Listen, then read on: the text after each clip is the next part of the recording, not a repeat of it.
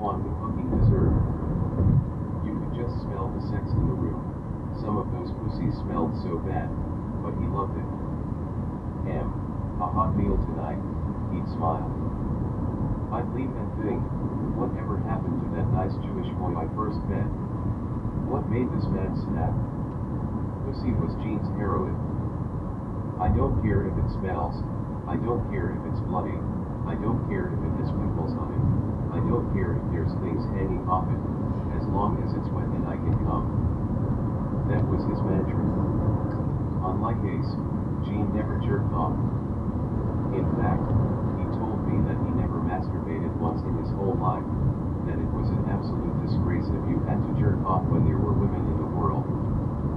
Early on, we were in the deep south, moaning about the absence of attractive women.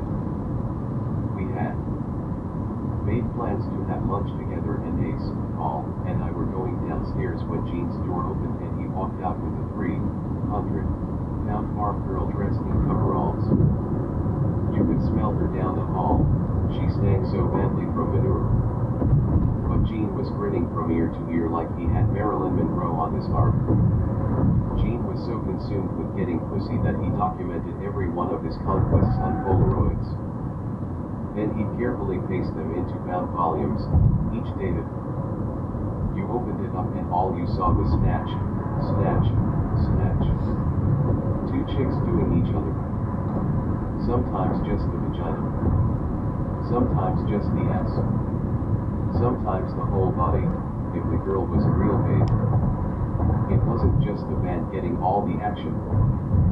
When Sean was our road manager, we were in a hotel in Detroit and he had left his door ajar. I walked by and peered in and he had at least 5 naked guys dancing and jumping up and down on his bed. Oh, God. I just kept going. I didn't even want to imagine what was going on in there.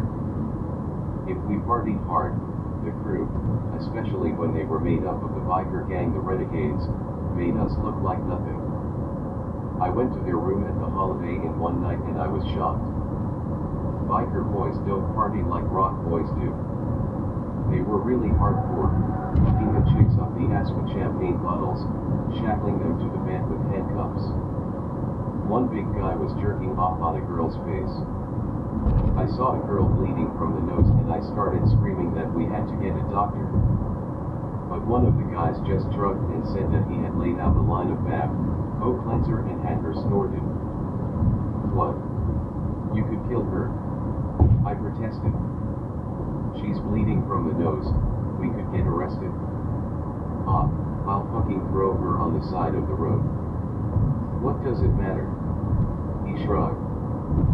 Some of those guys were really crazy. But I loved them. But it was equally hard to believe how dirty and nasty these girls were. You'd go to any town in the country, meet a girl for a one-night and she'd do everything you always wanted to do in your life. I'd tie women up, blindfold them, put bananas in them. No big deal. One girl flipped me out because she told me she was going to get married that week, but she wanted to experience a rock star before she made the plunge.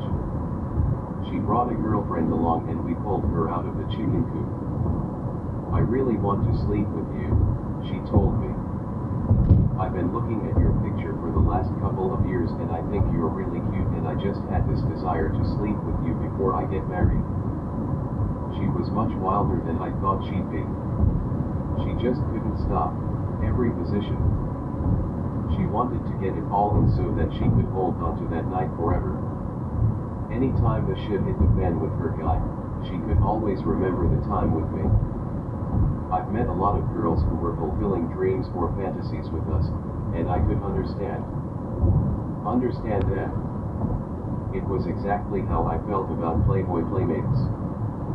But when she left that night, I felt that even though she hadn't gotten married yet, I had somehow violated the sanctity of marriage and that what I did was wrong.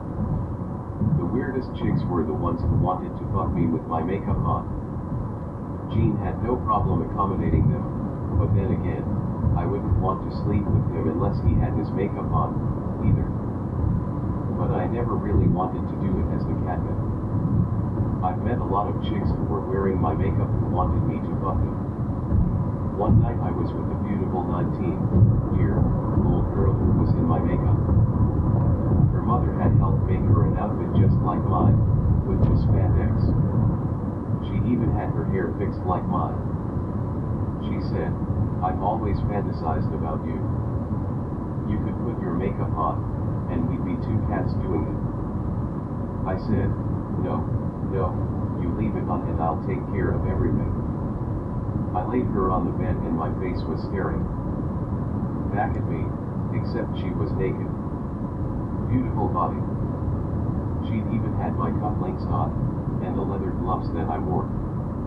I was looking at her and I got weirded out, so I asked her to turn over. "Oh, you want to do it from the back?" she asked.